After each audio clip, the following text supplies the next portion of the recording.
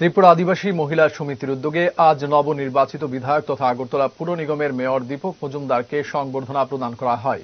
উপস্থিত ছিলেন আদিবাসী মহিলা সমিতির সহ সভানেত্রী লতিকা দেববর্মন, সম্পাদিকা রীতা রায় ও কর্পোরেটর ভাস্বতী দেববর্মা সহ সমিতির সদস্যগণ। মেয়র বলেন, যে কোনো সরকারি উদ্যোগ বাস্তবায়নের জন্য জনগণের অগ্রণী ভূমিকা অত্যন্ত গুরুত্বপূর্ণ। তিনি বিধায়ক হিসেবে বিভিন্ন প্রকল্পগুলো কার্যকরভাবে বাস্তবায়নের জন্য সকলের সহযোগিতা কামনা করেন।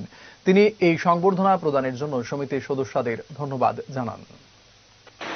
আপনারা বিভিন্ন পর্যায়ে মানুষের বিভিন্ন বিষয়ে মহিলাদের বা অন্য জাতিদের আপনারা চেষ্টা করছেন, সেটার জন্য আমার সাথে শুরু করে আপনারা অনেক স্টুডেন্ট, প্রায় 100 স্টুডেন্ট থাকে, তাদেরকে শিক্ষাদান করছেন, তাদেরকে আত্মনির্ভর করার ব্যবস্থা করে দিচ্ছেন। প্রফেশনাল তারা যাতে রাজ্যের কৃষি সন্তান হয় এবং রাষ্ট্র ব্যবস্থা, রাজ্য গঠনে তারা অংশগ্রহণ করতে পারে, উন্নয়নে সেদিকে আপনারা চেষ্টা করছেন।